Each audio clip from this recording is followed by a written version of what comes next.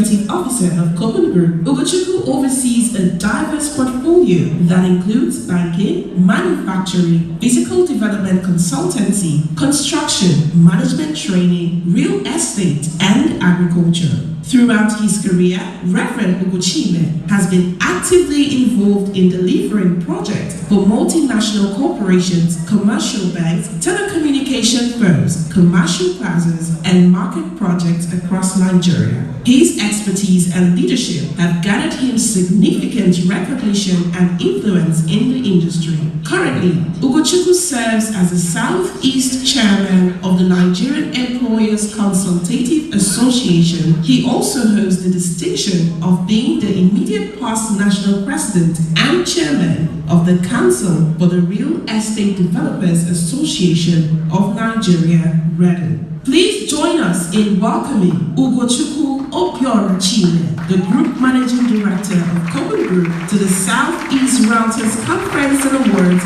2023. It's okay to stand. It's okay to stand, but just so some of you don't begin to get surprised after the face does not match the picture. Wait till the after. Is ably represented here with us by Dr. Aworoke Ogbene, and you'll be hearing from him, of course, while he himself is not here physically, and the rest of the information that you have actually to get. Please put your hands together for Dr. Thank you. Thank you very much. A pleasant afternoon to everyone. It's my rare privilege to be here, to be able to present this on behalf of my boss and mentor, and also a mentor to a number of us who are here, Reverend Savio Ugochukwu. Incidentally, just last week, Saturday, he was honored with a doctorate from the university, from Enugu State Science and Technology. Hope a round of applause for my boss and mentor. All right. What we're going into, I trust that the slides will be up shortly. A lot has been said, and I want to also start by thanking the organizers of this event. It's crucial. It's something that we cannot do without, and we need more of it actually in the Southeast. So please, let's put our hands together for the organizers of this event. They're doing a great job. Proud of you. Having said that, I think this stage is permit me to stand on existing protocol and go right into the speech. What we're looking at is understanding the real estate value chain, and a lot of people, when you're getting into this, can you see him if you stand at the back of this book? Who have done justice to the different the topics they try to address. Just check. Now, we're trying to, in the next couple of minutes, put a number of thoughts together, put a number of concepts together, and see how that applies to us, and see what we can leverage on through the course of this. Real estate is not it's not exactly like the voting system we did just now. Are we together? It's not, should I buy it? Some will say yes, some will say no. That's not how real estate is, right? Because that yes can lead to kuje, isn't it? And the no can keep you regretting for the rest of your life. So it's about, how do we decide when do we say yes and when do we say no? The song writer, back in the 80s would say, should I say yes? Should I say no? So it's understanding real estate value chain. Who are the different players and how do we connect? Okay, thank you. The slides are up. Let's move ahead. So I'm not going to be spending so much time. Who's changing the slides for me? I'd like to have. Okay, let's go on. Next slide. Let's go straight to the protocols, introductions, and what is understanding. Basically, understanding is a mental grasp, okay, of some concepts which we're going to apply, and use that to define what pathway we should take in our journey ahead. Real estate, of course, has been defined very, very well by the my friend and brother, Dr. Victor Nam. So you're talking about land and any permanent thing on top of land that constitutes whether natural or man-made. Talking about I'm going to be moving very fast because I also think that there's a lot to discuss and there are a lot of examples I'd like to share. So I don't want to move as fast as we can. I've gone beyond that slide. We can go straight to Nigerian population. Let's begin to look at that. Now, what influences the need for real estate, the value chain? We're going to get to look at the chain itself and begin to look at the different players in the value chain we call real estate. Sometime during this discourse, I'm going to bring on a colleague and a friend who will take a certain section of this presentation, so just to keep us aware of that. Now, the Nigerian population, it said is somewhere around 215 million people. You have different demographics. By the time you begin to interrogate what does that 215 million translate to in terms of real estate? We've not been able to quite agree as a nation, possibly because of the paucity of data as to what really is our housing deficit. Because we are coming from some of these things to begin to ask ourselves, if we are playing in the industry as realtors, you don't start by looking for one developer, one community to deal with and then begin to sell their land. Some of the questions you want to ask is, if you're going to be in this business, just like they asked me at the red carpet, what is my intent? Why am I here? Okay, how long do I intend to invest in this? Is it a dream for me? Is it a lifelong pursuit? Or is it a flash in the pan? Is it just something like Dr. Victor mentioned? I get my commission and I move on. I pay some bills, and whenever I need some more bills paid, I get back into the game, sell one thing, get a commission, and move on. So you must start by deciding where do you want to play. Because if you're in it for the long term, then you should begin to think about, what does the market hold for me? What does the population size of Nigeria hold for me? What does the housing deficit mean to me as a person? What does it mean to my company as a person? What percentage of that demographic am I here to address? Because you can't address every clientele in the real estate space. Some people are suited, just like you described. Some people are suited for the low to medium income. Some people are suited for the medium to high. Some people are suited for the high income. Some people, if you look at some developers in Lagos, you see they are attending to what they call the 1% of the 1%, right? Now, if you now say, I also want to attend to the 1% of the 1%, I would ask the first question. The knowledge you have about the industry, can you get into the top 1% with the knowledge you have? Am I communicating? If you can't, then begin to address, where do I want to be? That gives you already a trajectory for where and how you want to play in the sector. If you hear, for example, you can still stay on that slide. I'm going to be shifting in and out of the slide. If you hear, for example, like what I do, I'm the MD of Realtor Consulting, where I also mortgage brokers. And if you hear, for example, that after all the advocacy that has been done in this country, where people say they want to take mortgages, and Dr. Victor spoke about approaches to buying land. If you hear that the Pension Commission has now allowed people, for example, who are contributors to PENCOM, access a portion of their pension contributions, 25% at that, for equity in housing. The first question that comes to your mind as a realtor is, how many people play in this space? So if PENCOM tells you, we have about X number of contributors, maybe about 68 million in the working population, out of that, we have gotten about 16 trillion, I hear it's inching up to 17 trillion now in the pension fund. Then you begin to ask yourself, 25% of 17 trillion is what? Somebody. Is it the amount that's making us not calculate? Okay, but that is what it is. Now, we're looking at about 4.5 trillion available for injection into the real estate space. The question you begin to ask is, what is your portion if you're here for the long term? And how then you design a vehicle that will access that portion? So, mortgage to GDP in Africa, we see that, you can go to the next slide. Now, you see South Africa way up there. It changes month on month, quarter on quarter, year on year. But you see that South Africa is up there at 16 point something, and then Nigeria is down, way down. You know, it was even a struggle to get Nigeria to enter this because of how far down we are at 0.5%. What does that mean?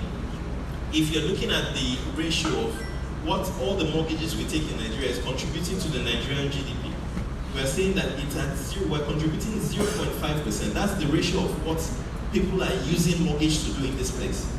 Now, compare it within Africa, we're one of the least, yet we call ourselves the giants of Africa. And indeed we are, but we haven't arisen just yet. Put some of these figures in our faces, we begin to ask ourselves the real questions. Where are we going as a nation? Where are we going? What can we do as a nation? Some of you wonder, okay, why is Copen Group here? Part of the reason why we're here is because we're not competing, we're collaborating. The industry is too large for 1 or 2 or 3 or 4 or 5 people to take. If you try to take on it, you'll be like the proverbial person who Dr. Victor mentioned earlier, that took over 1,000 hectares. I said a proverbial person. Over 1,000 hectares. But you don't have the capacity to deliver over 1,000 hectares. And then it becomes a problem. And we see that thing severally, year on year, repeating itself within this industry. At the point at which you engage in many land transactions, the person, when you were buying the thing, the person who was playing around, those children that were playing with sand, isn't it? Were playing with sand. By the time you're ready to build, several years after, those guys are lawyers. And they begin to tell you that, no, you took my father. How do you relate with that? We'll move ahead. Now, so contribution to housing GDP, the next slide, we'll move on from the age structure. I just want to go straight into some statistics. That will be the next 2 slides there.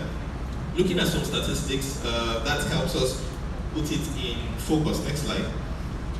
That helps us put in where is Nigeria, where is the young population, we say Gen Zs, the millennials, whatever you want to call them, where are they now in terms of their home ownership dream? How can you be a part of that home ownership dream?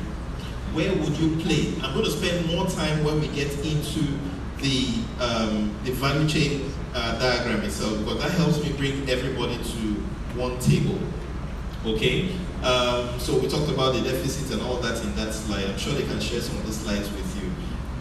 Statistics, again, housing has moved beyond buying and selling. Real estate is one critical area that governments all over the world use to re-energize economies. When the US went into depression, they pumped money into real estate because what's the reason why? 1 naira in real estate, 1 million naira in real estate cuts across a diagonal section of the society.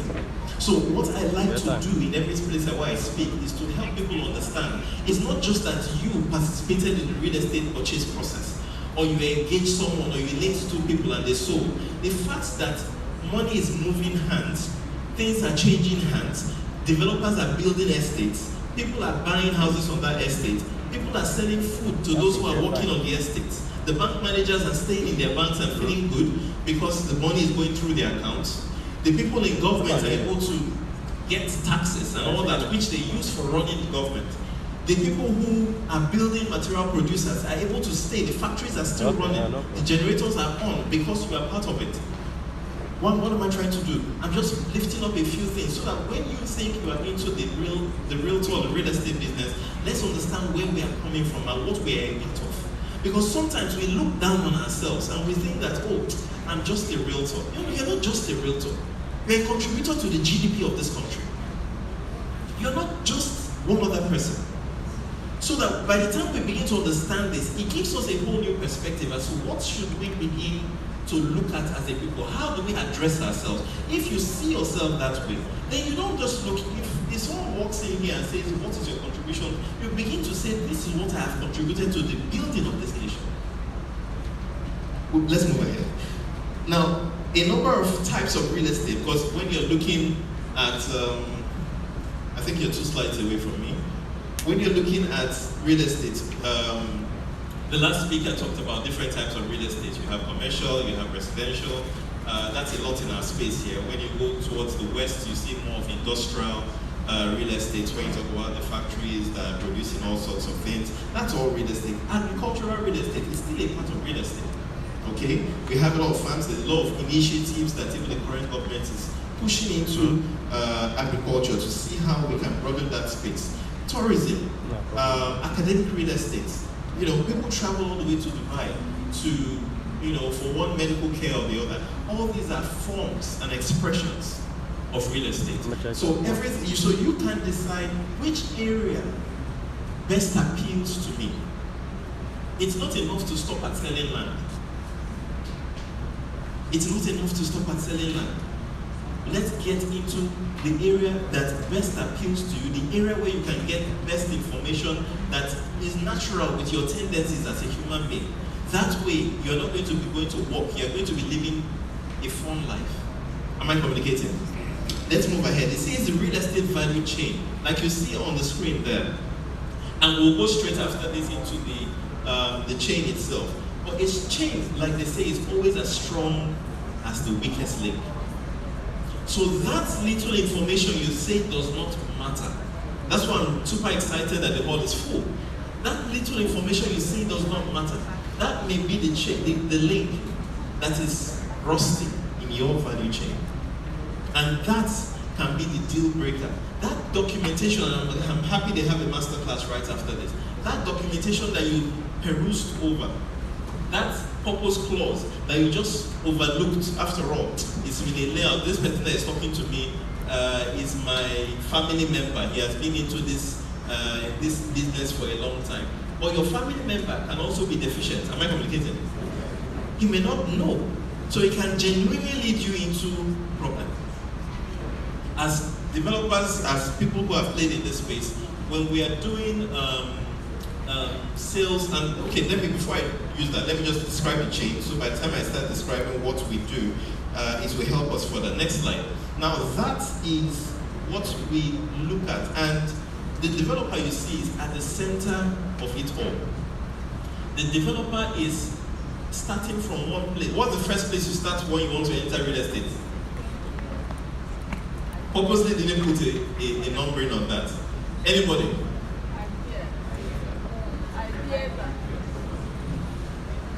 Let's say it like we mean it now. Idea and feasibility. Okay, great. I'm sure if I put a price that somebody will have gone really faster. Now, a number of our guys, and I'm speaking to people who want to get into the built industry, who want to become developers. We've tried over the years to see how can we raise more developers within the Southeast. We're not used to it. In 2007, yes, when we started an estate in Enugu, beyond the one we did in 2002 with Taraba. Now, in 2007, coming into Enugu, trying to do an estate, that was Bethel Estate. Anybody know Bethel? Opposite product? Great, okay, I have some people here. Now, in starting that, some people said, Enugu, Amadeo, Abi? Great.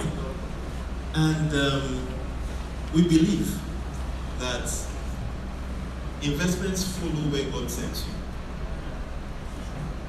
Are we together?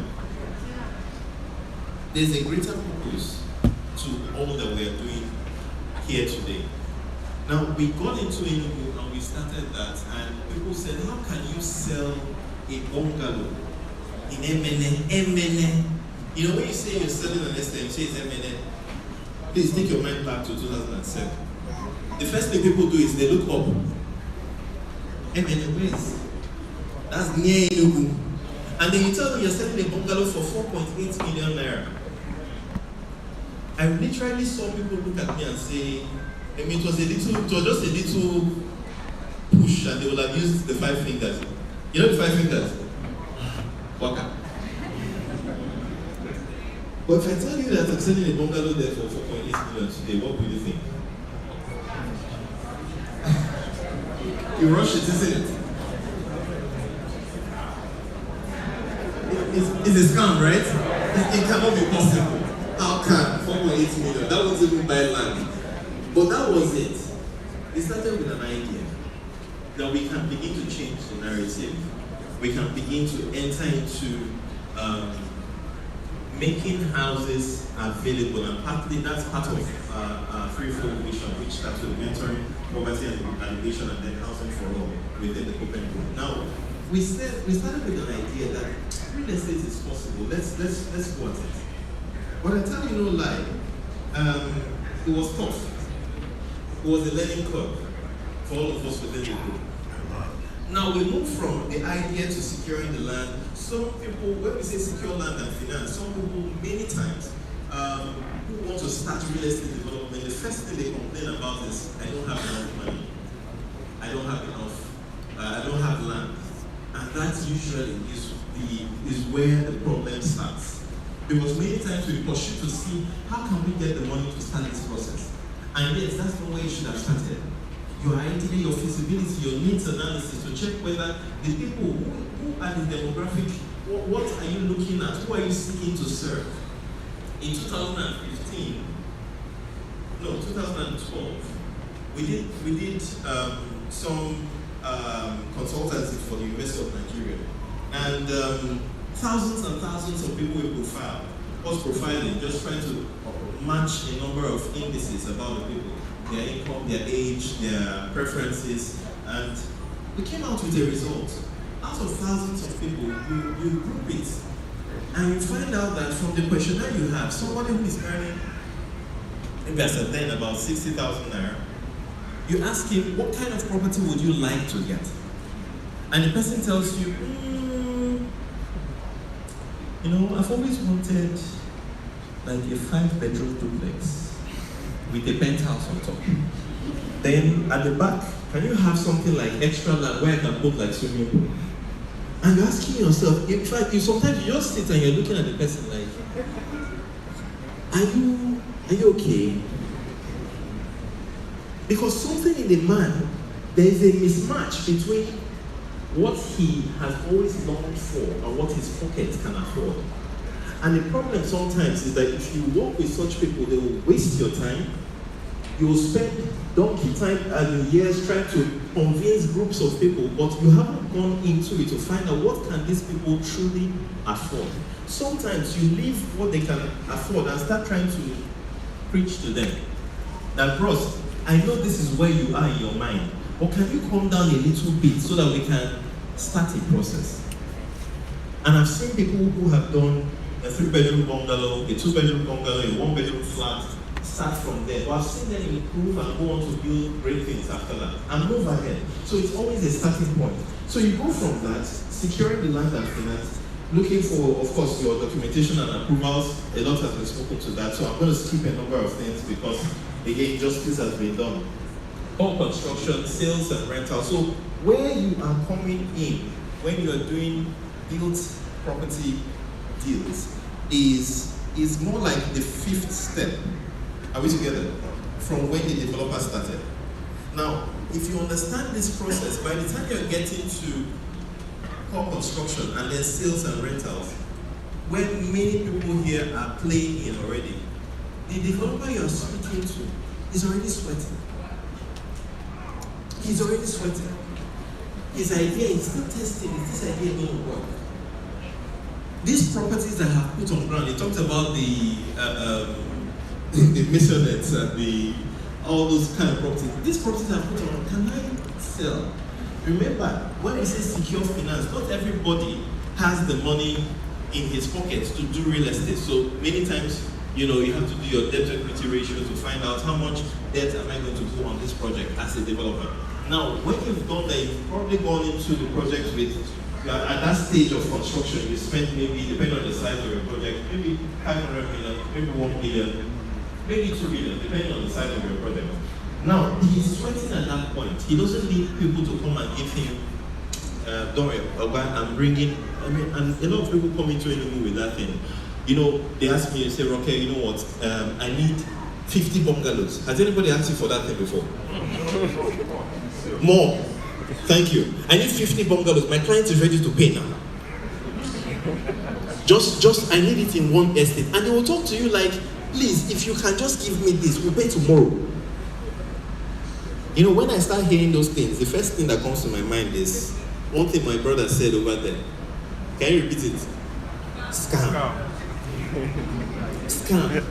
And if you're not careful, because this business has the allure of money, we talk millions. Sometimes we talk billions that we have never seen physically, isn't it? We never seen it. But many times we do a lot of packages, isn't it? Yes. That house, it's about 100 million. It's about 100 million. Just pay to the account. If they check your account statement, it will reveal certain things that the person will know that maybe it shouldn't have just listened like that. So it's important that we understand the psyche of the persons we are dealing with. And like has been said severally when the last speakers were talking, I just want to reiterate on that. Be mindful about the kind of developers you engage with. When we started in 2007, there was something that was playing out, and we worked very well with the Federal Mortgage Bank of Nigeria. We took loans from them, built houses, helped people who are contributors to the National Housing Fund. This is all under the mortgage package. Help them to get mortgages so that they can buy these houses and move in and start paying over 20, 30 years. So we did a lot of that. And so there are people who come in and they feel like, why do I need to take a mortgage? I feel the need to speak to that very quickly. Why do I need to take a mortgage? Apart from your contribution to the state of the economy. But I've seen something, like Solomon would say, under the sun. People who take mortgages, anybody who's a Federal Mortgage Bank contributor here? Show of hands. Don't worry, we're not going to arrest you. Then just show your hand. Okay, there are very few. Okay, great. So that also shows me how many people are not contributing to this economy. But we shall get there. Now, what has Federal Mortgage Bank done for us, and what is the implication in real estate? The Federal Mortgage Bank of Nigeria is an initiative. It started in 1956, the Nigerian Building Society.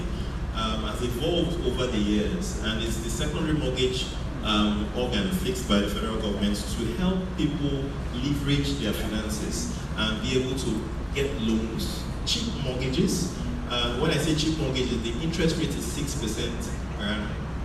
All right, 6%, not single digit. Now it has been 6% for the last 20 years, 30 years, right? So it's not now, and 6% is because the act that brought them into being insists that the maximum they can charge is 6%. So it is a stable interest rate that has been enacted, and now that is what the Federal Mortgage Bank has used to run all these years. Now, some of the estates, I've talked about Bethel Estate. Some people may know Goshen, right? You know Jubilee Estate? You know Elim Estate? Elim? Yes. Great. Jedediah? Yes. El Shama? Yes. Okay, great. So those are a few of our products. Now, somebody tells me, okay, when I don't chop, you will have chopped. They looked at one estate. In fact, somebody came into one estate one day and said, okay, are you serious? And you people sold this estate? He said, all these bungalows. He said, profit, 3 million, 3 million, 3 million, 3 million. I could almost see dollar sign inside the man's eye. And I was looking at him and said, brother, real estate is not like that. And I'm grateful that for the kind of speakers that the conveners of this program have brought here. We're not bringing people that will come here to wash your hair. We're bringing people to come and tell you, this is the way it is. Sometimes real estate sinks people. It sinks people. We have seen developers who get into this thing, they cite their projects. He talked about location, so I won't go into that. But they cite their projects. Some people want their projects to be on a hill. You know, it has a vantage point. The people there will not need too much air conditioning because the place will have a lot of air, isn't it? Would you like to live on that thing? You like to live there, right? Some people are not sure again. As a developer, the first thing I'll begin to ask myself is, how do I get infrastructure up there? Is it going to be walkable? How will they get water and people who will stay there? And then I'm speaking to real life stuff. So in 2008, one developer accessed funds from a very big bank and went into building and built on, where you have hills and valleys.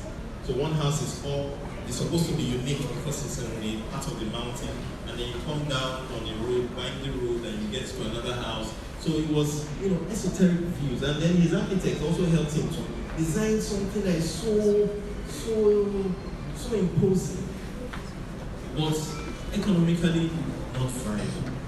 Till today, he has not paid his loan to the federal government. This is how many years? 2008 to date. Why? It was not a viable project from the onset. Yet, remember I said we're on the 5th circle.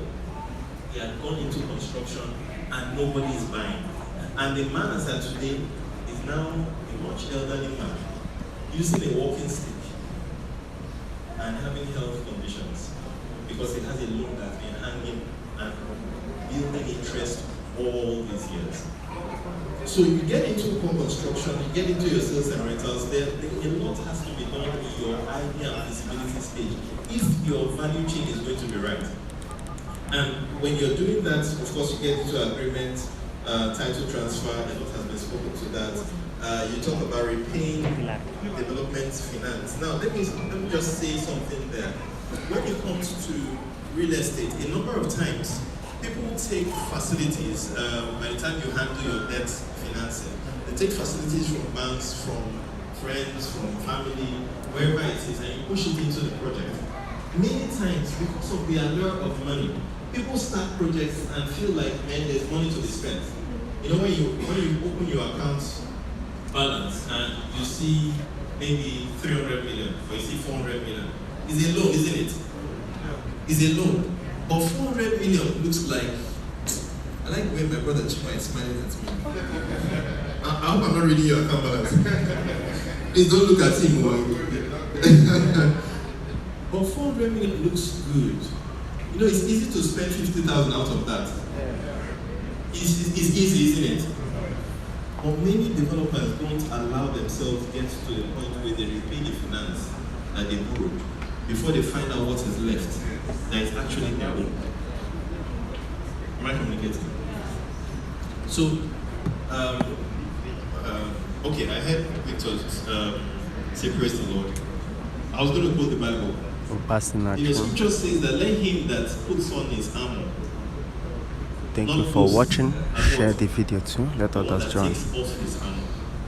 Share the video. Let others join. Starts a project, not boast like the man who has finished the project, paid back everybody, and now has, even if it's 1 million naira, and now has that as he can call his own. Let's remember that. Because repayment of development finance, sometimes they spend, as soon as the project starts, they see money and they start buying vehicles. They start going to Dubai. Unfortunately, the family or the people, immediate people around them don't help them. They now start saying, nah, you're doing fine, you're doing well. All these other people, I don't know what they've been doing since. You're doing well. Why from Dubai? Why don't we enter China? So the man, and as they're pumping him, he's seeing the money, people start paying. And then he starts spending his capital, spending the funds. And then by the time it comes to repayment of development finance, he finds that how many houses are left to sell? They say it's 2 that are left out of an estate of 200. Then you start asking yourself, where is he going to get the money to pay back that? Because the bank will hold you. So repayment of development finance is one critical area we must be thinking about when we start the project. Everything must be tied to that. Until you have repaid your development finance as a developer, please, and please, it's not a time for frills and trails. It's a time to sit down and then, of course, hand over property, defects liability. A lot of people fail in the aspect of defects liability.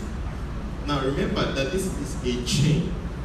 And anywhere you fail along this chain will affect every other area. If you don't do your core construction well, then you can't have a property to hand over. If you don't have the property to hand over, of course, there's no facility management. If you don't have facility management, there's no defense liability. All right. So if you fail along any of this, defense liability, what does that mean? In Nigeria, the law says 6 months after you have delivered the project, you are responsible for the latent and patent defects on the property. So anything that occurs, thank you. I should round up right here. Okay, great. Anything that occurs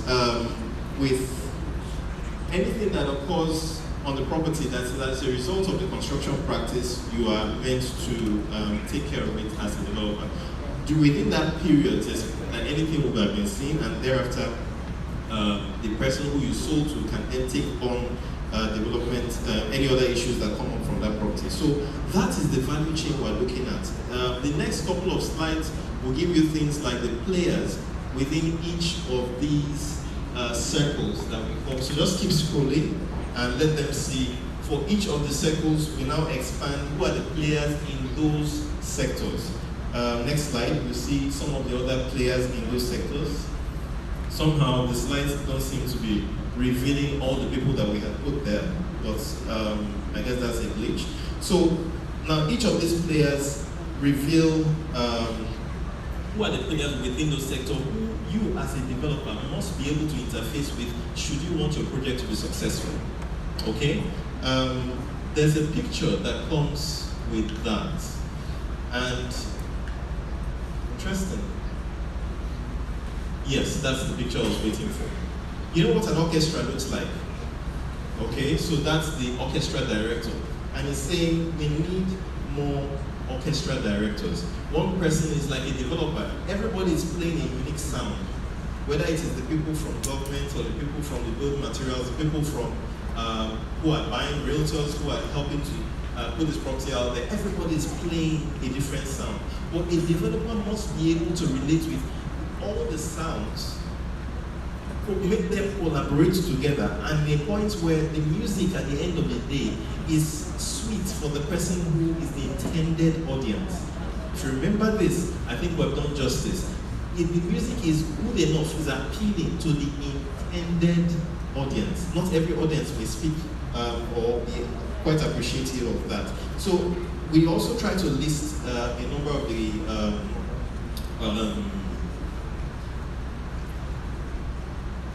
we also try to list a number of the bodies or competencies that developers should have. Okay, let's just keep moving. I want to see how we can wrap this up. And then we try to speak to, you must have different competencies, your data analytics skills, your financial skills, your administrative skills, your technical skills, your project management skills, legal, regulatory, political, and spiritual skills. Dr. Victor spoke about spiritual skills. Sometimes they give you land that was the ancestral days where the shrine of the village used to be. Would you like to stay there? It's like people here would not like to stay there, but people on this side of the hall, would you like to stay there? Okay. No, I mean, you can have easy access to the spirit, you know? So, but you need spiritual competencies to manage some of those things that you are given as developers. Now, of course, the real estate space is a high-risk space. But you can reduce the risk by the kind of knowledge you have. I want to quickly say that the failure rate, I'm moving pretty fast now, we have quite a lot of, so just keep on scrolling until you see the failure rate. The failure rate of developers as documented by the Federal Mortgage Bank, but they have quite a lot of developers in the country under their portfolio, but that's not exhaustive in terms of the list. The failure rate is 85%. Keep moving. The failure rate is 85%. That means out of every 100 developers that start a project, 85% of them fail. Yeah, I wanted that to settle down. Out of every 100 developers, 85% of them fail. So when you see us say that it is all about God, it's not a cliche. That you start a project, you finish it, people move in, and they are happy, and they are having beautiful families, children are playing, and life has moved on. It can only be God. But beyond the prayers and all that goes into it, we also want to be sure that each of us is equipped with the knowledge that is required to run that development process through. There's something we are doing, talking about the risks that are obtainable in this industry. A lot has been spoken to that. There's a colleague of mine, but he may not be able to come up. We have a platform that is it's in its testing phases now. It's called the 234 Property. And that is a platform that I would encourage as soon as you see it on any of our pages being launched, we get onto that platform as fast as you can. The 234 Property is about people being able to get verified properties. The same question that a number of you were asking. How can we be sure? So we want to be able to be sure that any property that is posted there, the whole verification process has been done. When I was speaking about the mortgage process before anybody gets on with us on mortgages, we have gone to profile the different primary mortgage banks and find out which one can deliver. Okay? So by the time I start with any person on a mortgage plan, I can see the end already. As I can see the end, I can say that of a truth, anybody who comes on this plan, who I have profiled, can get to the end. The same thing is happening with the 234 Property. It takes a lot to verify. Thank God for the last speaker. It takes a lot to verify the authenticity of property. And that's one gap, one trust gap that we have sought to bridge by what we're doing with the 234 Property. So I want to encourage us, be on the lookout for it, and be sure that once you see a prompt, be sure to be part of it. Now, in conclusion, I want to say a few things. We've talked about the value chain. Backing up before that, we talked about the fact that look at the entire industry space and find out where do you want to play? Where are you comfortable with? Where can you spend the midnight reading and studying and researching more into to be sure that you are an authority in that area? When you find that space, please pray about it. Life is more spiritual than physical. Pray about it. Be led. Let's not go into this thing because of the allure of money. Money has a way of distracting. The moment you just think about it, that transaction you wanted to do in the last 1 month or 2 months, you know you had almost finished spending the money to get from the transaction before the transaction happened. Are we some of us are like that now? Because you are sure this one is going to land. You almost finished spending the money. But that's the allure that money can bring, especially in this business. So decide, pray about it, understand what is my trajectory. Ask yourself a question, in the next 20 years, where would I be in this industry? If you can answer that question, then I think you can start. If you can't answer that question, think a little more. Because the businesses that we are in, if I say that we delivered an estate in Taraba in collaboration with Fit Consult, 2002, that was 500,000 units. Now, this is how many years after? 2002. 21 years, right? So imagine that somebody, okay, I know my time is up, right? I can see the microphone is shaking now. Imagine that somebody was duped 21 years ago. You know that the person's child has entered the working population now. So I have a lot more to contend with. And I also want to leave a word of advice. A number of us are also into the site and service. You get into communities and you get into the site and service, and a lot of things are promised many times on the site and service scheme. Oh, we'll do roads. Oh, we'll do drainages. Oh, they'll put electrification. Many times when we start it and we start selling lands in those places, we don't understand what the final outcome of the cost will be at the point at which we are ready to now deliver the estate. Am I communicating? Yes. And many times when you get to the point where the site and service is now required to be done because you promised that, you find out that the money does not, you finish spending the money.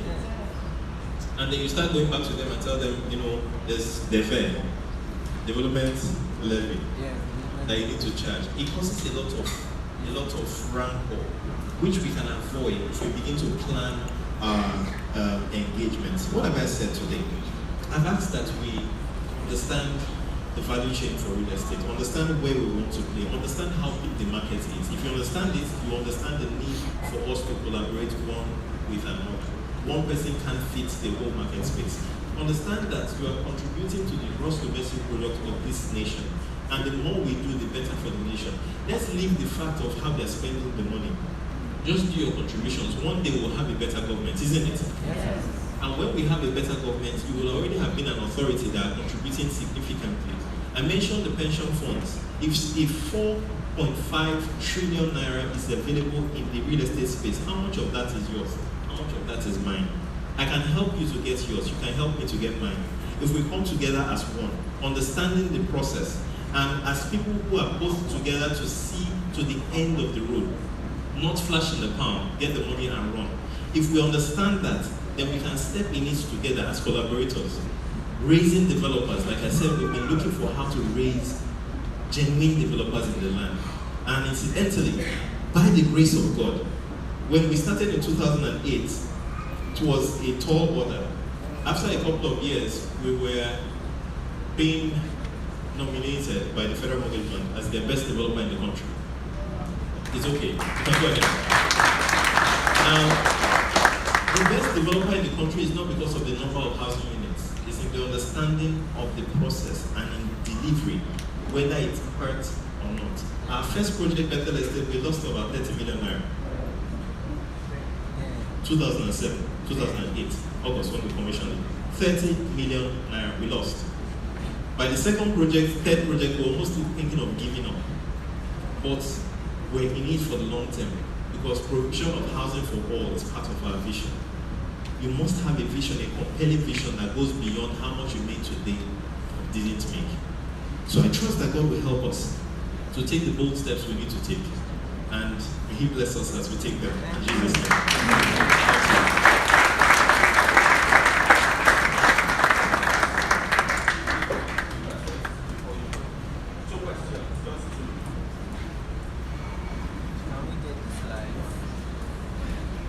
Any two questions, or do we move on?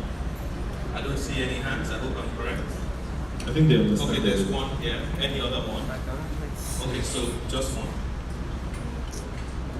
So good afternoon. Thank you for your time. My question is it more profitable to buy land and develop? Or is it more profitable to just buy land and resell it? That's just the question that I want to know. Okay, can I take the second question? Just one. Just one. Anybody else? Great. Is it possible? Okay, one more. Thank you so much, sir, for the privilege of to teach us, to ask, we talked about losing money after building an ordinary movement. To ask, how do you calculate exactly the real cost? How do you calculate exactly the real cost of maybe the site and service before you actually step into it, such that at the end of the project, you will not be at the losing end? Okay, thank you very much. Now, is it more profitable to just buy land and develop, or buy land and then sell after a period? Now, everybody who is investing in something has a reason for investing, okay? Generally speaking, I wouldn't give a hard and fast rule, but generally speaking, what I've come from our experience is to put property on the land, to add value to the land, whatever you buy. They say possession is 9/10 of the law. We find that when you add some sort of value, you've taken some level of possession of that land. And more, let me give you an example. Somebody bought empty land, left, came back after a while, and saw someone living in a bungalow inside the land. Now, they're in court right now. And the issue is, where was the man when they were starting the development? Where was he when they finished the development? Where was he when they moved in? So the question is now, can they begin to negotiate? That's old owner and physical possessor. I can't even call him new owner. Many times people advocate for built property, okay? But like the last speaker mentioned, if you're buying, depends on who you're buying from. If you're buying from a corporate organization that has the track record, Copen Group, by the grace of God, this year is 28 years of doing business as Copen, right? Look into the history of whichever organization you want to engage with. It's important to do your due diligence. Should you want to buy, so we've done it 1 or 2 or 3 site and service schemes. Not bad, but if you're asking as an investor, I'm answering to say, do your due diligence in terms of who you're buying from. If you're doing community land, please, I'll ask you run. Don't buy empty land from community and leave it there and go. Run away from those investments. I would not even advocate that you buy empty land.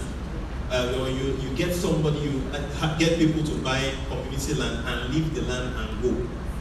Because many times, what people remember of you is the last transaction they have with you. So if you lead them to that, many times those people get into problem when they want to enter into the land. So if it's community, please leave that for now. Except if it's you want to buy the land, the people are trigger happy to build. Then as you're buying it, you're taking possession, and then you know that case is settled. But if it's not that, then begin to do your due diligence on who am I buying the land from? And is this person here for the long term? If you do that, you are safer in many of the instances as far as property engagement goes. I don't know if I'm concerning the costing. In Nigeria of before, you can give a costing. I want to enter into this project. You get your inputs from the different professionals, which I mentioned. Your QS does his quantities for you on the building cost and all that. You compare it with the current rates that the land, because you need to go to the ground. You don't just leave everything for the professional. I thank God for professionals. I'm a professional too. But do your due diligence, because sometimes, with all due respect, some architectural designs are not buildable. As developer, I'm talking as a developer now. Some architectural designs are not economically viable. Okay? So they can do your costing for you. In the Nigeria of before, that your costing or your pricing may change maybe by 10-15% over a 5-month period.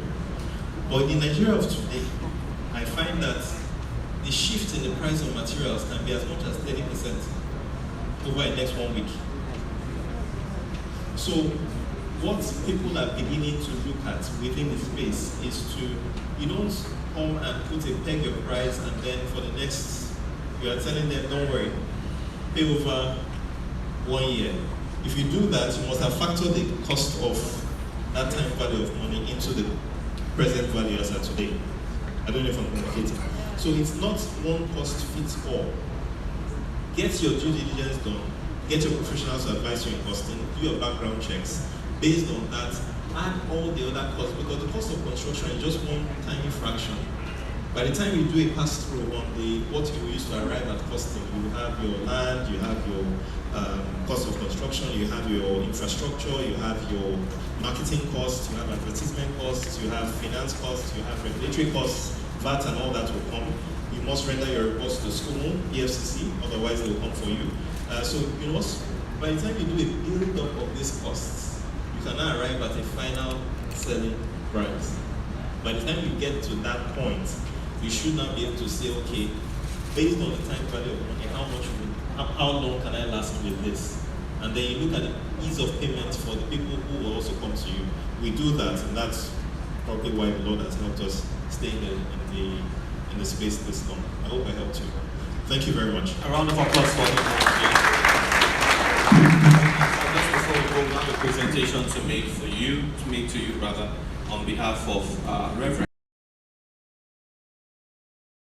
Of a special award of recognition, please make welcome Ben Nam and Jeff Anozie, the hosts and conveners of the Southeast Realtors Conference and Awards.